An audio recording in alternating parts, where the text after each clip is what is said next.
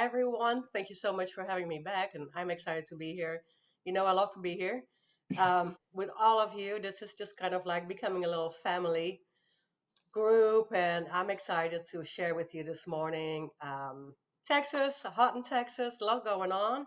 Still waiting on my book release and book launch, so I'm working on that, and it's a long process once it's with the publisher and editing and so forth.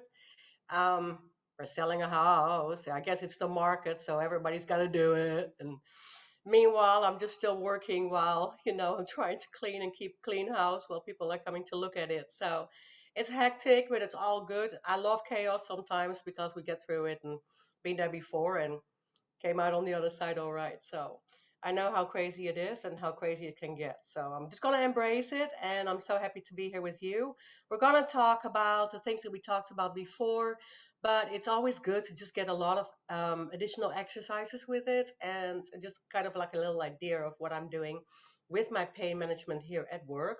So in with pain management here at work, I work with people that are, just suffering from chronic pain and trying to avoid using a lot of opioids. So for that, I have kind of developed and worked with this program for years that is helping people because we just so many times forget to stretch out or forget what we can do in a simple way to help ourselves. And I don't know if I shared that with you, but I also have had a scoliosis for most of my life. So that was kind of like where my insecurity, my trauma, my strife came from, or my drive came from, because I wanted to move so bad and do what I love to do, but I always had problems and chronic pain. So I have worked or I've learned a lot going through that, just not doing it or just doing it myself and then sharing it with others.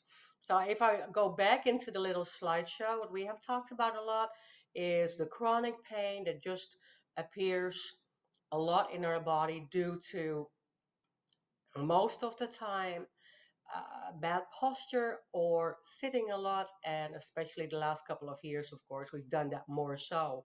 And then if one area starts to act up and we are starting to, for instance, feel a chronic pain or we feel a sciatic pain, then the rest of our body is going to cramp up because it wants to go in protective mode, instead of what we should do is release and relax and open up. And remember how I always talk about having that energy flow and that flow through our spine of just healthy vibes, and being able to breathe and not to compress too much on the body. So I brought my chair today without wheels because last time I grabbed my office chair hoping that you wouldn't see the bottom of it, but somebody caught it. But of course, a stable chair that you can work on, and we go through the slideshow really quick, and then I'm going to show you some of the um, some of the exercises that you can do at all times at home. And I like to start with a chair sitting, and then we'll do some standing exercises. And I explain that you can do those standing exercises on the floor as well in the same mode. And and that should just hopefully help you a little bit with just the everyday pain. And another thing that I've always been so adamant about is that people say, well, I just don't have the time to go to the gym or go to a class. And I've always said, well, this is kind of the things that you can do at home.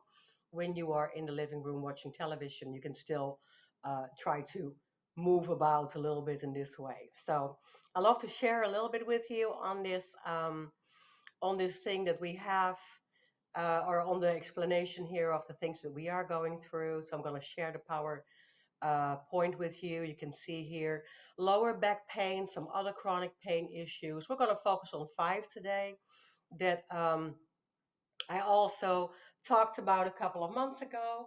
I always say, who has issues in their tissues, right? And I also work with people that have issues here. So let's today talk about the tissues, issues in our body. Lower back pain, neck and shoulders. My patients, my clients keep a lot of stress in their shoulders, and it's so funny because once you are aware of it, you can start catching that a little bit. That if every time we are stressed out or we're feeling a little anxious, or insecure about the situation that we are about to walk in, then that goes in our shoulders. And We keep a lot of tension in the neck and shoulder area. Hip problems, of course, occur because we do sit, and we do sit also the wrong way. And you can see here, for instance, in this picture, that the gentleman is using one of those balls to sit at the desk. And in my case, I have a sitting desk and a standing desk where I am right now because I like to switch that off and stand sometimes because then I don't sit behind the desk for an hour or two when I have work to do. Arthritis and osteoporosis, brittle bones, and that starts to affect us when we are getting older. There's not much that we can do about getting older and gently falling apart a little bit.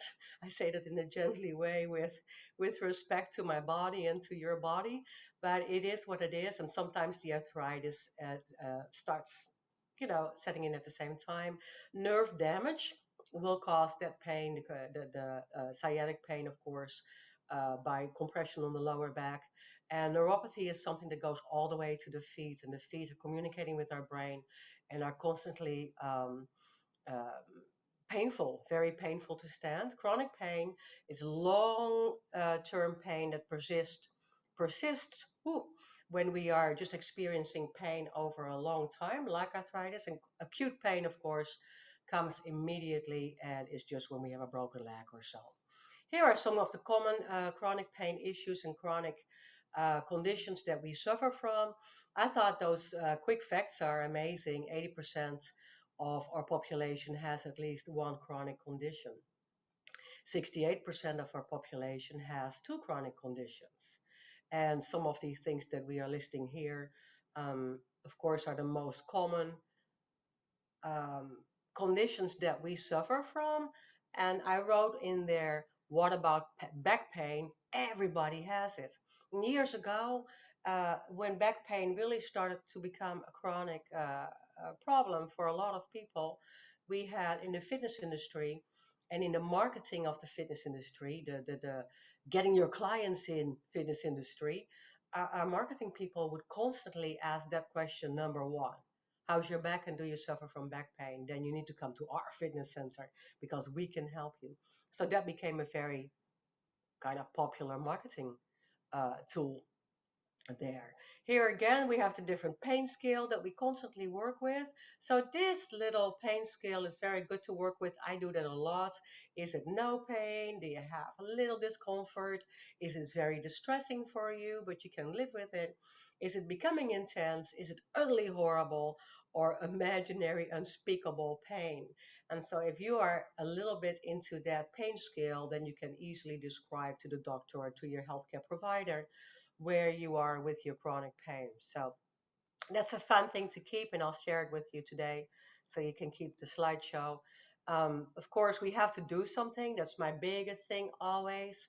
Let's get out of the chair and do something. I thought this was just fun to share with you because it's one of my big things. I always say, let's get up and do something and let's not overthink it and sit down too long because we have to move through it. Our bodies are made to move. And so that is very important. You can see here the five things that we're going to talk about a little bit today is the back pain, the neck pain, the hips, the nervous system, and common things like arthritis and so forth. And here is the treatment options that we have talked about before. So there's a lot of things that I always find very important when we are suffering from pain that settles in, that is the chronic pain. I say, well, let's try all the alternative ways first. Maybe we can move a little bit through it. Maybe I can get a massage and get somebody to really rub that pain in the sciatic area out or really work on my lower back or shoulders. With the shoulders, a massage really works really well. And we also have different massage tools for that nowadays, right? So you can have one of those little, these little movers that you put in your neck that you can do with your hands. You can turn them off and on and give that a little bit of a vibration. And you can also work with a tennis ball, like I say a lot, or one of those little foam balls. I actually buy a lot of balls just at the dollar store or at even at the pet store because the pet store has great tools, those soft little squeezy balls, and you can help and you can work actually on yourself with those balls. So if we're going to look at a massage technique, or we want to take it a little further because maybe that's not really doing it, then let's maybe visit a chiropractor or visit your physical therapist. They, just like me, a somatic practitioner, and I'm also a remedial practitioner. That means that I go through fitness exercises and basic exercises to see if I can help you. So go to your physical practitioner or come to me. You know where to find me to help you with those things on the side, and get some exercises that might benefit you. And then if you are not being helped by that, then maybe it is time to go see a doctor. But I always try to say that the doctor is the alternative, and the old fashioned way of working through it might be the things that we have to do. So, yoga and exercise, of course, is good. Everybody is very intimidated by yoga, and that's why I try to take yoga mainstream to try to just modify it a little bit so we can do the simple stretches that are, maybe derived from yoga, but we can do those simple stretches anywhere and everywhere. So it's maybe applied yoga. We can call it applied yoga or simplified yoga. My words were simple and effective. I always look at the functionality of the exercise so that we can use it everywhere and that it's definitely leading to results. So simple and effective leads to results. Those are my big words, SER. So a therapeutic massage, pain management is when we go a little bit further and maybe we have to go to that pain clinic. But I'm trying to tell my patients to avoid the pain clinic. And that is the same for the neck, right? Maybe a chiropractor, maybe physical therapy, yoga and exercise. And also for hip pain and other sciatic solutions, sometimes we just need to rest. I know that when I work a lot, when I work out a lot, I just need to rest my body sometimes and take a week off and avoid long sitting. Sometimes we have ice packs or, like I said, those little vibration tools that might help us just to do something for our hips, our legs, the side of our leg or our shoulders. And taking warm shoulders and warm bath is always really good for us. Who doesn't love a warm bath? And then if we have pain, so where that happens in the tissue, the pain sensation really affect our thoughts.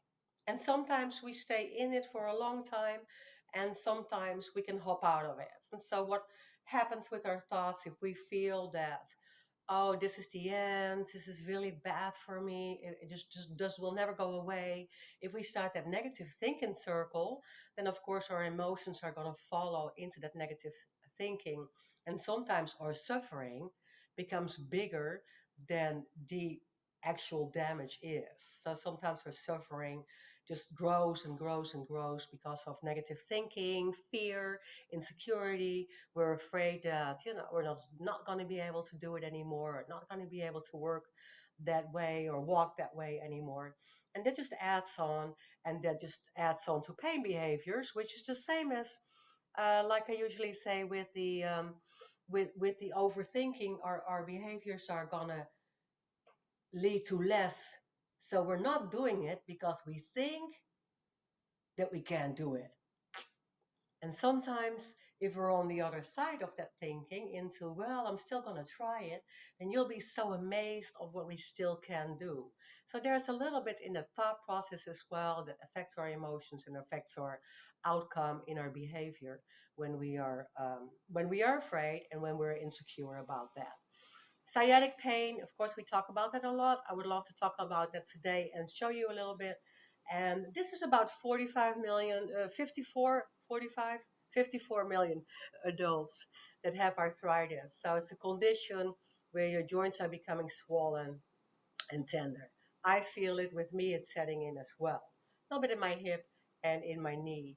Osteoporosis is when the bones are weak and brittle, and we have more risk of falling. And when we are falling, or when we are hitting something or bumping into something, we are easier to break a bone or have a little damage done. And nerve pain, neuralgia, neuropathic pain occurs when a health condition affects the nerves. And of course, that sensation goes immediately, "Aye," right? And it runs all the way back down to our feet. So it's just a really difficult pain to deal with. And we're doing a little bit of the exercise today for you right there. Um, I'm back. So last time I forgot to turn it off. But here we are. So we're going to do a little bit of that. And then in a little bit, I'm also going to take your questions. Or maybe now there's already a little bit in the chat. But I mainly, yes, just a little bit about those questions to rock it off. The medication might sometimes pain, just over the counter pain medication, sure, sometimes. And also there's a lot of really good creams and stuff that we can use over the counter, right? And that are good for us. And some patches that are good for us. But and Epsom soap absolutely helps. The patches sometimes help, but I cannot do a patch. Because if I do a patch, I'm going to break out in those little itchy hives, and then my whole skin is itchy. And so that doesn't feel good for me either, but that's personal. Sometimes people can handle it very well. Pilates and Tai Chi, I love Tai Chi, and you know that. So we use that a lot. I can talk about it next month. We use that a lot just as a calming, moving meditation to calm our anxiety and to help us with that. Tai Chi is also the benefits physically great for chronic pain because it will help you move. It is great for movement and it's great for balance. And it's very lightweight, but you're working with your own body weight, right? So at some point, you really feel your legs working out, even if you do Tai Chi. Pilates exercise very difficult to work with. So if you do it in a Pilates studio and you are getting on a reformer, which is the basic Pilates big table, they call it a reformer. If you work with that, you have to work with somebody that is very, very trained to work that reformer. So when I taught my Pilates classes on the mat or on the reformer, you really have to know what you're doing to not be able to or not to overdo it or get damaged. Um, but it's very good. Pilates work, especially, is very good for your core strength. The stronger a core is, if you want to really work your core muscles, your abdominal wall, then you are supporting your lower back. So, and it's also very good for posture. So, of course, one thing that we can do for our core is the famous exercise, the plank. If you are able to do an elbow plank or a full plank on your arms, then that is the best exercise for the core, according to most health organizations, American Council on Exercise, and all these big organizations. They will state that the core is the best core exercise is the plank. So that's absolutely straight up true. Good for your core. Yes. So let's go into a bulging disc. Yes, a bulging disc is just a disc that has not much room, that kind of slips out and kind of gets out of its place, pushed by or being pressed on by by your spinal cord, right? So then sometimes if you make room, I have seen um, I have seen people that had way less pain with the bulging disc when they started stretching out and moving around because they did create some flexibility and some mobility in the lower back. And in other words, they created some room there. So that was really um, gonna talk about the knees and fibromyalgia. We're gonna talk about that. Let me show you a few things that we can work with and come back to your chat here in a little bit. So when I step back and I'm going to go to the chair, I'm just going to go with the neck pain and start with that. I'm going to sit down on my chair and I'm always sitting on the edge of the chair. I'm going to take you down a little bit here. I'm always sitting on the edge of the chair so that I have my hamstrings free.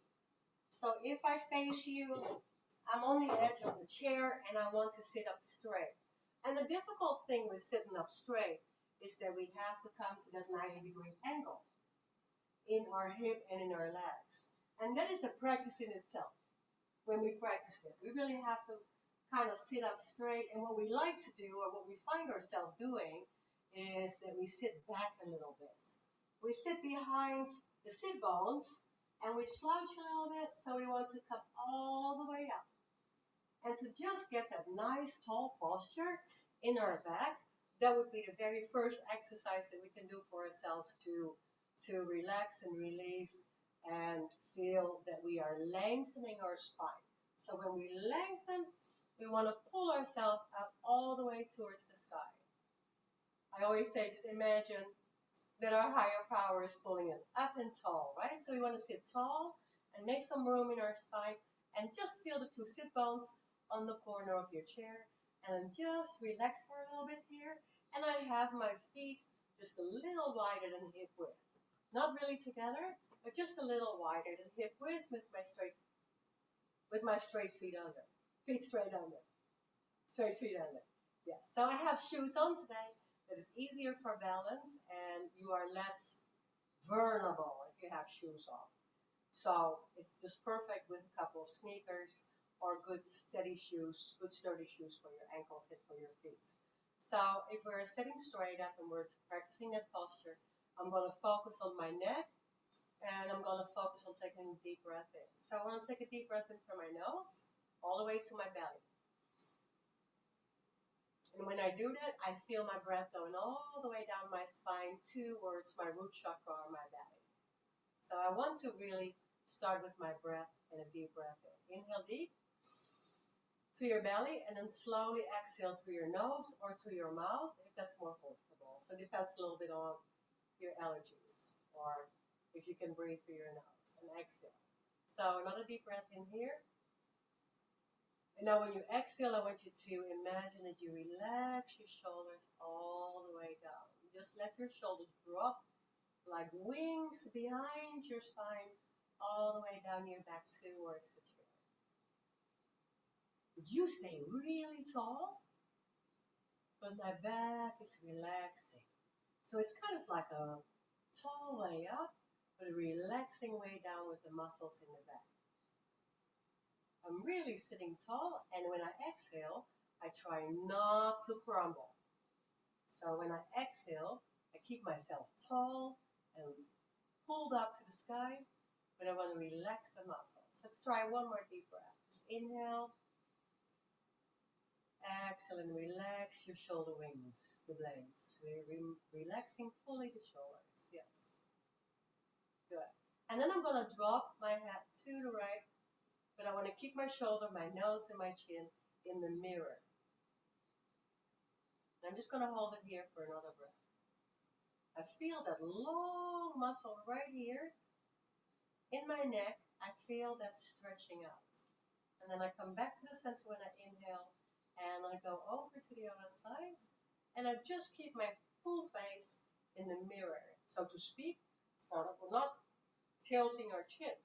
So I keep my chin up and my shoulders all the way sideways.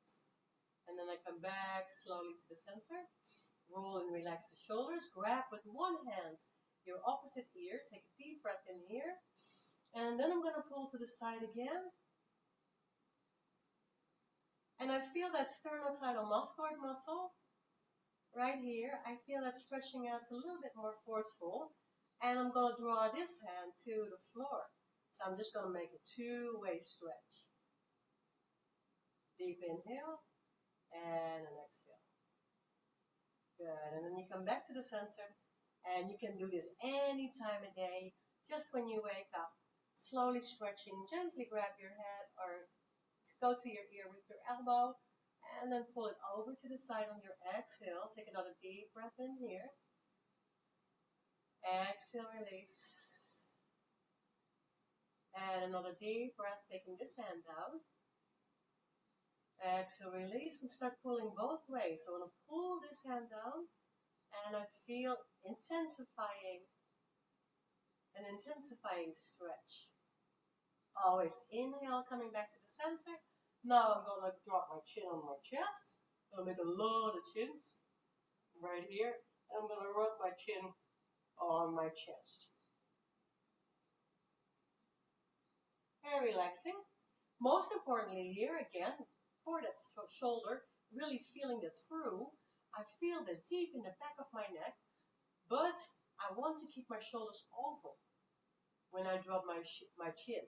And what happens a lot is when we drop our chin, we collapse our shoulders.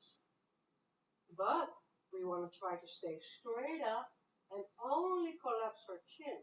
So I really feel it stretch more in the back of my neck between my shoulder blades almost. And I'm just going to rub it out a little bit. Just rub, rub, rub, rub, rub.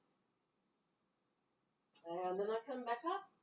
And if you will, if it feels good, do some gentle motion, but just going forwards only.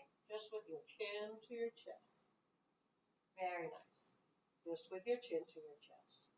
And of course, you can do all these movements standing up as well. So if you're standing, you can do the same movements running and rolling around. And then we go to the shoulders. I'm going to lift my shoulders all the way up to my ears, and I'm going to drop my arms down. It will make a difference, right? Lifting up high and dropping it down.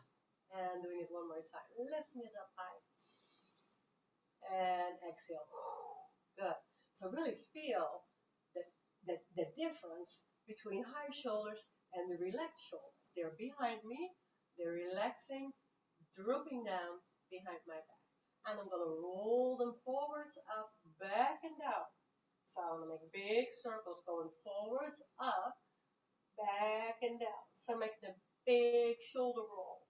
And I analyze and make this all, I break this all so much on purpose so that we really feel the difference of what we can do here with this rotating motion. And we can also go back, really back first, and then up, forwards, and down. So really exaggerating that move. And when we exaggerate the move, we really feel the shoulders relaxing and moving. And then we can just kind of shake them a little bit if you like that, or tuck them, or shrug them, right? Right here, maybe one by one. And just kind of taking the hands, shaking it out, taking it forwards, and making a big stretch in my arms as well. So my thumb is up, my hand is up, my arm is straight, and I'm just pulling back because I can feel that chi flow right there. I can feel that chi flow, and I'm stretching all the way through to my shoulders. I'm going to shake it out. I'm going to do the other side as well, and just pull my hand back with my thumb towards me and a straight arm. And shake it out. But remember, we do not want to lift the shoulders while we do that. So that is one of those fun things that we have to break down one by one. So take the shoulders down, and now stretch out really wide. And now check your shoulders when you push the walls away sideways. Check your shoulders and make sure they stay down. Really pushing through the arms only. And then I'm going to make a very gentle twist. So now my shoulders are relaxed. My shoulder blades are relaxed. I'm going to make a gentle twist here, just for my upper body, not too far. And then just let your arms flow around a little bit here. And shake them out. Let your arms fall to the floor. And leave your hands open, turning forwards. So that we have those shoulders behind us. Yeah, so we're still straight up. And then just hit I moved the whole upper body. I moved and relaxed my shoulders. So after all these exercises, maybe some of that pain or stress or anxiety will relax and release a little bit. I'm going to go move my upper body to the right side. And I'm going to move my left hand to the right knee. So I'm going to help myself push around a little bit. I'm going to take a deep breath here. And a slow breath out for my back and for my spine, right? And then I'm just inhaling, coming back. Ooh, I felt that. So these exercises is just the twisting of the upper back and then keeping the lumbar spine separated from the thoracic. That's what we're trying to do. And we have to keep that mobility, right? It's really important to keep that mobility right there. So sitting up straight, I'm going to bring my right hand to my left knee and I'm going to try to look behind me. So what I'm really trying to do here is look behind me as if you are looking behind you on the back seat of the car, for instance, right? You are looking to the back seat of the car. I'm looking to see where the groceries are. So this is such an important stretch. And my hips, of course, stay right there. So if I'm going to turn around, I can really see the back of my car, but I'm moving the thoracic part of my body towards the back. So that is really good for your back. And one of the things that we don't do enough is just exactly that, because I see so many people that have problems with this mobility. Just a little bit of the turn and the twist. So let's try it one more time. My feet are sturdy under. I'm still sitting onto the edge of the chair. And I'm just going to move only my upper body around into that flexible stretch. And if I want to do it gently, deep breath here, exhale. Inhale, exhale. Inhale, exhale. Good. And now I want to lengthen a little bit out of my waistline as well. So what I'm going to do to make a big stretch sideways, I'm going to put my hands on my leg or on the side of the chair. I'm going to hold on to the side of the chair, and I'm going to bring my upper body all the way over to the side. Just really hanging out here. Or maybe you feel good if you put your hands on your legs. And I'm going to take a couple of breaths here, looking down. See that big C curve that I'm making is all the way through my middle finger, all the way over. Yes, I see you doing it with me, all the way to the other side. Good, I love it. I love it. So big stretch here. Inhale, exhale, go further. So I'm not going further down necessarily, but I'm going to go further away in that stretch. Roll the shoulders out one more time. Deep breath in. Exhale over. Yes. Inhale up. Exhale over. Shoulders and upper back. And moving and flexible into that stretch. Good. And I'll take it all the way back down. And now I want to relax my full spine forwards. I'm going to keep this grandpa open legs right here. And then I'm going to go bring my back forwards from that sitting straight up. So let's ease up in our back just for a second, because I always like to take a back break here. So I'm going to just slouch for a little bit. Let's slouch for a little bit and then pull it back up. Yes. So I'm going to just for another breath here. Slouch for a little bit. You see how I just kind of moved behind my sit bones, and I'm going to come back up and pull my heart up to the sky and sit up tall. And from here on, I'm going to push my lower back forwards. Now this is a really difficult stretch to do. I feel that immediately in my inner thighs. So now I'm moving to the spine and to the hip. I'm going forwards, and I'm going to come back up. So I'm going to go forwards with the straight back as far as you can. So imagine that I got that pulley again. Somebody is pulling me up, tall in the spine, and then pulling me to the diagonal line. Maybe I told you before that you just imagine that you're going with E.T. in his spaceship, right? So we're going to go forward a couple of times with a straight back. Just inhale, deep breath, and go forward. Sometimes you can go a little further and you can actually place your elbows on your legs. But my back is really straight. Yes. And all the way back up. Good. You feel how much work that is? That's why I like to break it down. It's so much work. Tall up, lengthen, and pull forwards. And then hold it here for a deep breath in your belly. Feeding my spine with new air and oxygen and life, and coming slowly back to a sitting up position. Now the last one, we're going to completely go forwards. If you are able to, you're going to go as far as you can. You're just sliding your arms down your legs to right here. And if you will, you can lean on them, but now we're collapsing the upper back. We're collapsing the upper back, my neck and my head. And the more I'm going down forwards, the more I really feel that in the lower back and in the hip area. So I'm going to stretch out, still sitting on the edge of the chair. I've got to have my hamstrings free. I'm going to lean forward, straight back, and Relax and release. And if you're able to, you can go all the way down and hang right here. Just hang it. And I also feel when I do that, I also feel my hip openers. Now I'm going a little bit faster through the material than you can. So you can take way longer time to do that and to hold it. I'm going just a little bit faster because I want to share so much with you.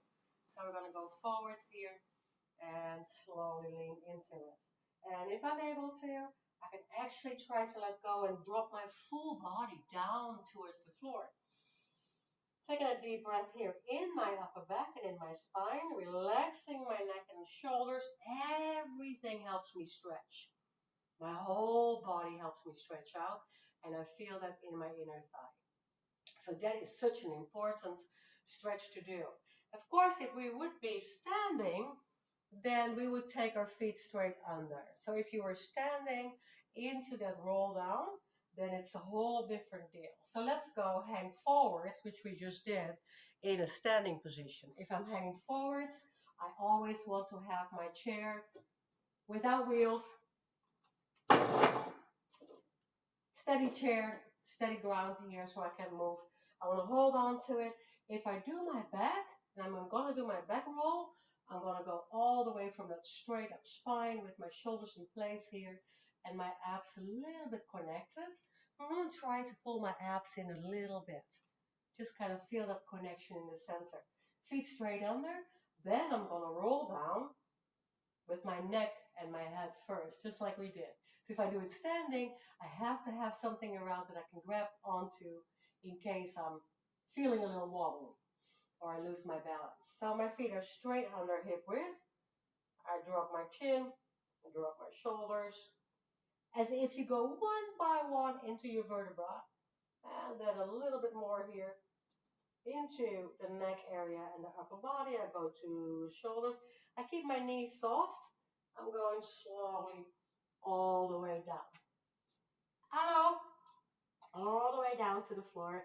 So my full body is hanging. Now, when I bend my knees, I feel that more in my lower back, into right here, the hips and the glutes and the hamstring. If I straighten my legs, I feel that really big time in my hamstrings as well. And sometimes in the back of your knee and your calves. Then bend the knees and walk back up in a round manner. So this was one of these really important things that we talked about when it comes to rolling up and down. So it's one of those things. Oh, I love y'all. Thanks so much for being there. Yes, we're working hard. So we're gonna do one more roll down. I'm gonna add a hip stretch to it. I'm gonna add a hip stretch to it. Now we're standing, feet straight under. The most important thing that you can do for yourself in the morning is pushing your hips forwards. So I'm standing straight. I'm going to tilt a little bit on the right. I have a nice posture here. Now I'm going to put my hands on my lower back or one on the chair, and I'm going to push my hip forward. Yes, not hanging back because that's really, really dangerous for your back. Push my hips forwards right here. The best thing that you can do for yourself if you are sitting down a lot. So push your hips forward. So now the psoas muscles, the ones that connect our upper body with our lower body, the psoas muscles can stretch out because they're short. They're short because we have been sitting. So this is a good stretch, right? I'm just kind of pushing my hips forward a little bit, trying to hold my balance or hold on to something. So that's a really good stretch. Then we get into the hip. And if we are going forward, remember, if we're picking something up, we do not want to go with a straight back. Every time we go down, we just want to kind of crunch into the body and lift something with our leg strength. Now I'm going to talk about knees real quick. Balance and knees. So if our knees are hurting, if they're painful, if they're unstable, if they're not giving us very good balance, then we have to work a little bit on the upper leg. And the upper leg strength comes from the balance that we're trying out. I think we did that 2 months ago or a couple of months ago that we were holding on and we were trying to get our knee over the foot. So that one leg, upper leg. So I'm working on my upper leg strength here and I'm working on my balance at the same time. Remember, hold on, let go, hold on, let go. And then I really feel that upper leg working, but the knee stability is so important in our posture. So when we are bending our knees, all the time, make sure that you check and make sure that the knees go straight over your feet. Straight forward over your feet. Because if they are just going outwards or inwards a little bit, then that has to do with full posture correction. That's where you have a problem. If your knees are collapsing, we call that, if they're going inwards, then that might have to do with the fact that maybe you are not entirely well on your feet, but you're not having that little arch in your foot up, right? So then if the arch collapse, then with the knee collapse inwards, and then our high knee starts sticking out a little bit. Can I say that? High knee? Yes, so we're here with the feet straight and with our knees over the feet, but we want to lift the arch of our foot. We want to have that in place. The arch of our foot is really important that we have that in place. And then we are good on our feet and the five toes and the heels and the knees go straight forward.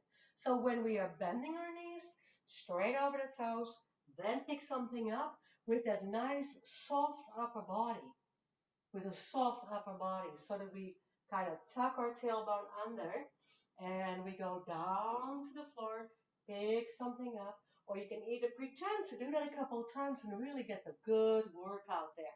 Yes, good, very nice. Yes, I want to give you one more because we are already going so fast through time. One or two more exercises. So now let's go really into that arthritis, osteoporosis, and into that hip thing, the sciatic nerve muscle, of course. That entire area, if this is really tight, then like I said, all these muscles are kind of giving us the cramps and it feels like they're all hurting. And that's when our thinking starts. Like, oh, I'm hurting everywhere, I'm falling apart.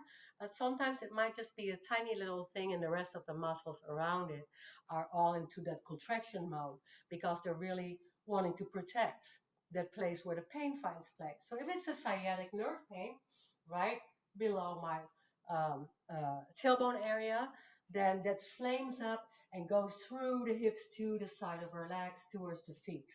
If that is the sciatic nerve, we're going to sit down on the chair and I'm going to have the corner of the chair again and I'm going to have one leg over by the other and try to do that straight sitting up. This is a really difficult stretch. I'm going to give you a modification, or I should say another way of doing it here in a little bit because it's not a modification. So if you're able to, try to sit up straight into that beautiful posture. Then we're going to bring, relax, sit up straight, relax, sit up straight, and we're going to bring our upper body to that leg. I'm going to bring it to the foot. So I really feel it immediately. I feel that stretch immediately. I'm coming the same way, straight up. I'm coming to the leg. And even if you're really flexible in your hips, you'll find yourself being able to go all the way forwards with two hands straight down to the floor. Yes. Yes. To the leg. And then with two hands to the floor. So I feel that right here. Poke, poke, poke, poke, poke. Right there. If you're holding on to the chair and you want to do it in another way because it's difficult, you can have a low chair here and put your foot on the chair.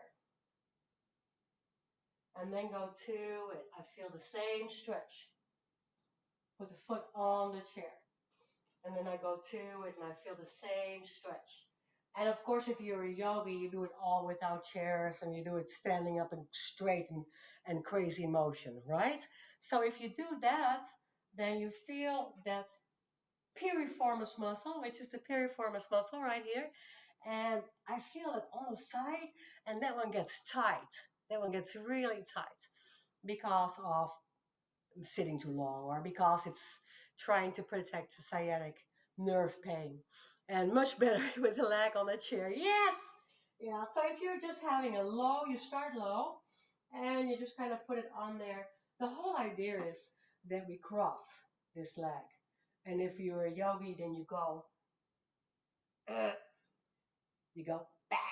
Yes. So you can try to do that standing, right? If you're a yogi and you're working at the same time on your balance, then you can do it standing. Or I can even hold on to the chair. But it's difficult to bring that leg really high up. So I agree with you. And if we would do it without the leg on the chair, then I can cross over one leg and go straight, softly forwards. I feel the same thing. So I have to cross one foot over the other. One foot cross in the front, not too close. Put one foot in the front of the other, but cross it a little bit over. Then hold on and softly again, hang forward, and I feel that immediately again in the hip. I hope you feel that. Yes, yes, yes. Yeah. So for the hip, for the sciatic, and for that other pain that starts acting up due to that nerve pain or due to stiffness in the hip or immobility or lower back problems, these are all some of the basics that I like to share with you that you can do sitting and standing. And of course, if I'm standing, I can stretch my hamstrings just hanging forwards. If I keep my knees soft, it's way easier. And at the same time, I make a little room, right? And if I have to do my knees for stability, if you are doing those squats, make sure that your knees are going over your feet. Now, there's a lot of things that we can do for that stability in our knees, but we have to start with, um, remember the fear of falling with the little balance thing. So if I'm standing, I'm going to practice that one foot in the front. I'm just going to practice my knee bends on one leg, and that makes the leg strong. And I check my knee all the time, going straight over my toes. That is so important because, like I said, so much pain comes from improper balance or from us kind of standing a little weird on our feet. And if we're standing a little weird on our feet, then all the problems just rise up and starts kind of dislocating the rest of the body, if that makes sense. So this is a really good one. Just lift it up to the front for safety and just try to bend the knees, and at the same time we can do that little balance. It all will help you so much to work on strength and balance. And the last kind, also for balance, I remember we did some toe raises. Keep your shoulders in place, keep your shoulders relaxed. Toe raises for balance and stability, and knee bends for strength and stability, and toe, or not toe raises, heel raises. I'm sorry. Where are we? Body parts, down and up for strength, right? For strength in the upper legs.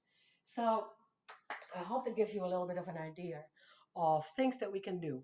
Now, if you have a tennis ball, great. You can roll it out a little bit everywhere. So I like to roll my tennis ball right here on my hips and on the side of my. And you can also do that with some of those massage tools that you can buy in the store everywhere that will give you a little bit of that buzz. Bzz, that's good too. And if you have those little helpers that will help you relax the muscles. Another thing that I wanted to bring up is that if you are on sitting for a long time, let's say that you have to fly somewhere or you're on a bus for a long time, then you can put the tennis ball underneath your butt on one side, on one side, so that you sit a little bit on the tennis ball. That helps relax the muscles actually while they're trying to tense up. It kind of gives a little dent in the muscle and it will relax a little bit. So there's less hip pain and less stiffness when you get back up. So sometimes that helps a lot. I'm going to give you some answers to your questions if you have. Yeah, then rotate that ball, of course. Yeah. So I'm sitting for a few minutes on my right butt tennis ball, and then I put it on the left side. Yeah, for a few minutes. And always do what feels good. So never do anything too long, or just if it feels that you have had enough, and you have had enough. Your body will tell you. If you are trying to overdo it, then that won't work. So yes, thank you so much. So let me go to the chat here and see if I got everything covered because we don't have a lot of time. Spike balls. Let me go up first. What am I missing? Let's see. Lower back pain. We did that a Well, little bit Eva had more. commented earlier, why does my neck make a cracking noise when I move it? Yeah, that is just the cartilage in your neck. I do too. So sometimes our body makes some noise, and that is not necessarily alarming. Not at all. Just kind of Okay. make some, trying to make some. If it hurts, it's different. If something hurts, I always say there's the good pain and there's the bad pain. Remember, the good pain is when you think, afterwards I might feel it, but it feels so good, the benefits of it. And there's also the bad pain that says, doctor, can't do it. And you know, I can't feel that. You know that for yourself. I always tell my patients, you have to feel that for yourself because I don't have any feelings. So Rose had asked, do you recommend using a small ball to keep your knees straight over the feet? You mean a ball between the upper legs or thighs? No, hold on. Let me just unmute Rose. Go ahead. Oh, you're on mute. Hold There. on. Go ahead. Okay, no, I'm talking about like a small rubber ball and putting it between your knees when you're doing the up and down and to hold your knees over your feet. Absolutely. Yes, absolutely.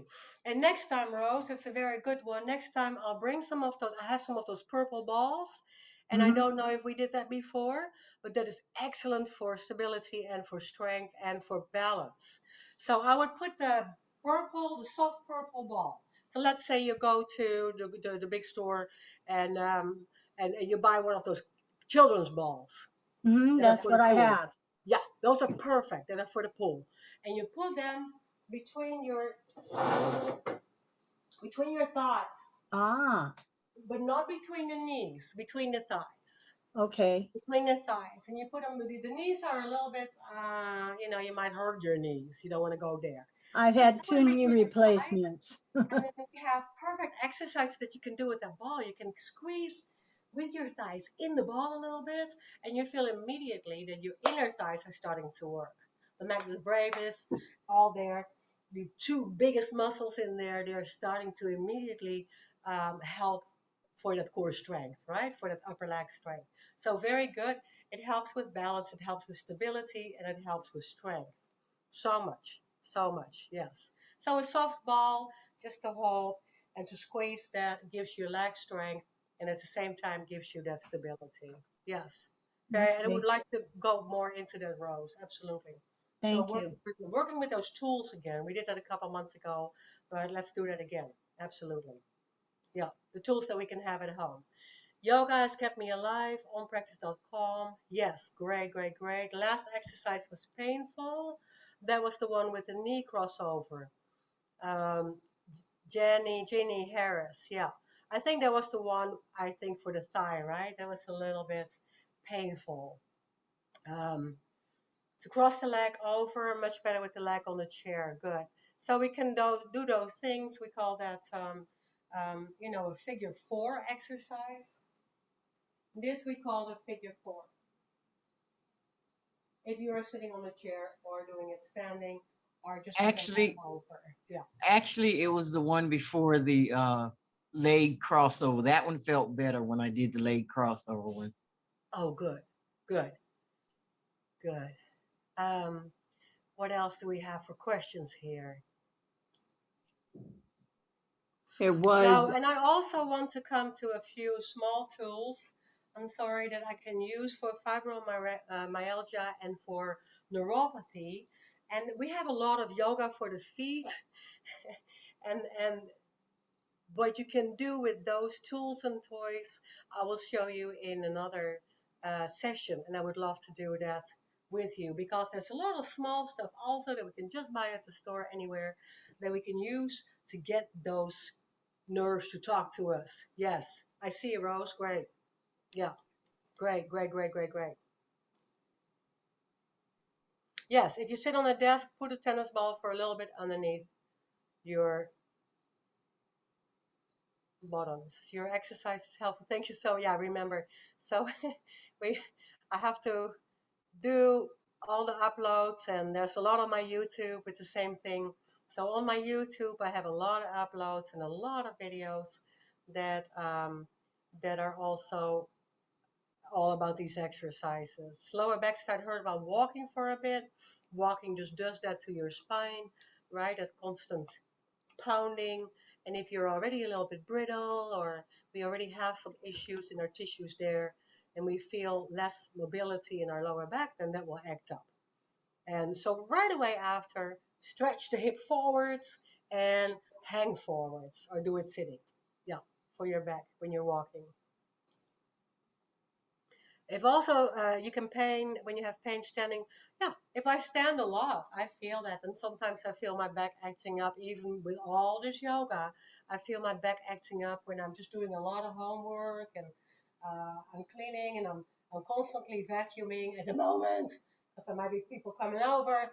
So here I am vacuuming all the time, but I feel that if I make the same movement or if I do it too long and I just feel, and then I'm going to sit down for a while and release and relax. The best thing, of course, if we just want to relax, to still put something. Yeah, where's my pillow? Oh, here's my pillow. To have my pillow underneath my back. I want to prop myself up. Let's say you have a huge chair. You want to put something underneath this area. If there's nothing that you have there, oh, here's my ball. This is the ball that you're talking about, Rose. If you are sitting down, scoot back, put the ball, and lean against it. Oh, that feels good. Just lean against it. Or, sometimes people don't bring anything, and I say, well, put your sweater behind you in that lumbar spine as a spinal support. And you can actually buy online lumbar support little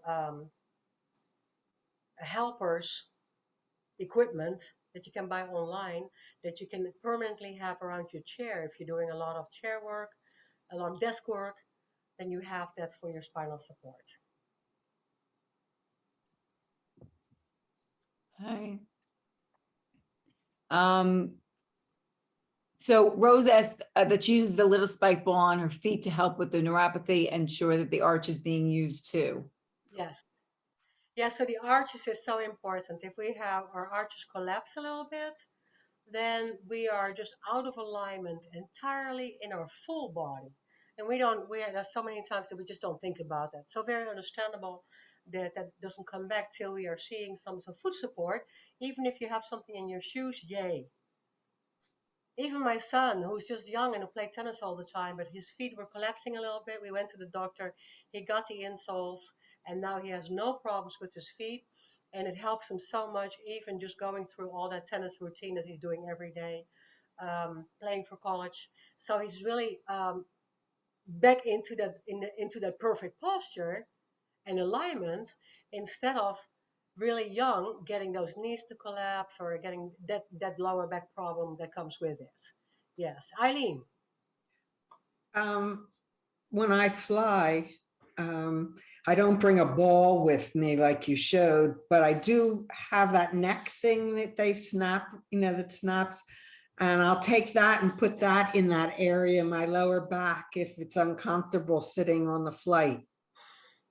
Terrible. Thank you so much for that tip. Yes, absolutely.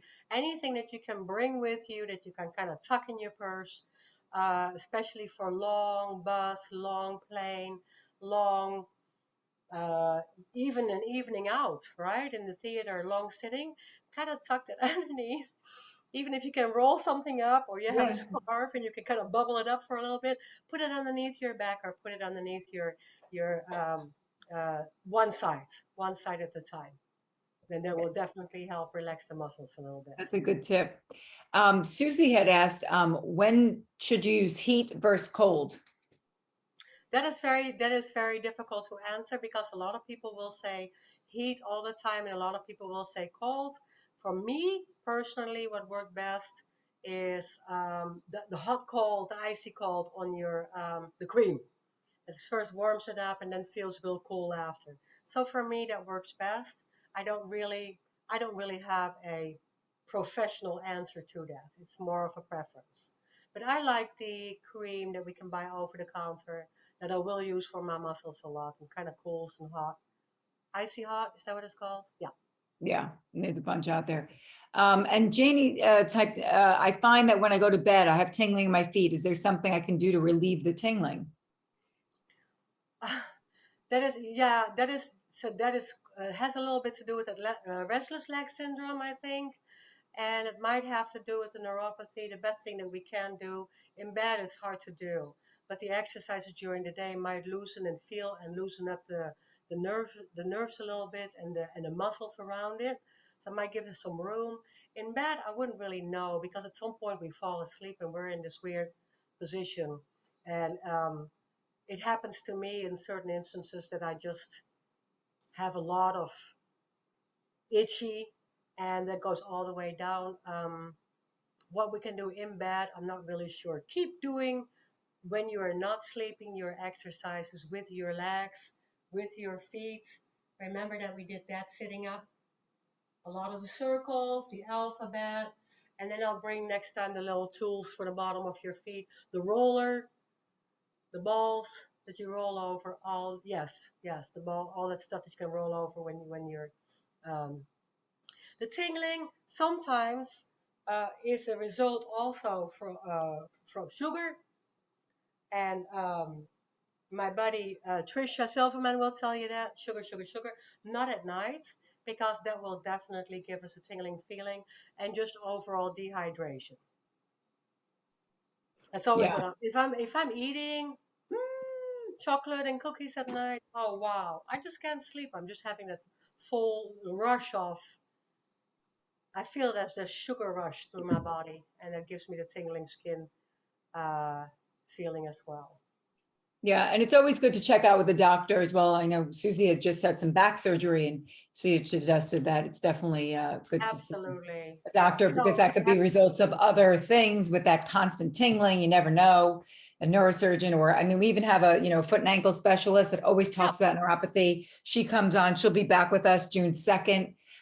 She's amazing. Any of those questions, she really has. She does surgeries all the time. She really deals with this. So that's also, you might, if you have questions, you can ask those to her as well. But there was a question Janie asked, which I don't know if we addressed, that she finds when she goes, oh, sorry, not that one. It was the, when she's standing all the time doing dishes, that basically it's her back hurts. What do you do if it's starting to walk, or the pain just from standing, just doing dishes or cooking? How to relieve that? Because you're standing, just doing a chore that you need to do, but it hurts. So any my suggestions? my answer when everything that hurts, if it starts hurting because you're standing a lot, what I do is I immediately grab the counter. I grab the kitchen counter, my sink. I grab my sink and I start hanging out. I just move my back and I move my hips. Same thing here. Move the hip and roll forward. So if something feels tight, then set it off with a gentle stretch or grab something that you can hang on to lengthen the spine right there. That helps me always. And just like I have to say, I do not take I do not like to take any medical credit here. Of course, I'm not. This just helps me. And with all my practice, all those 40 years in front of classes, working with people, personal training, etc., this always has been so successful and with a lot of results. But I'm not a doctor. So please be careful and ask for permission to do it. And know what you can do and be responsible and be careful. Absolutely.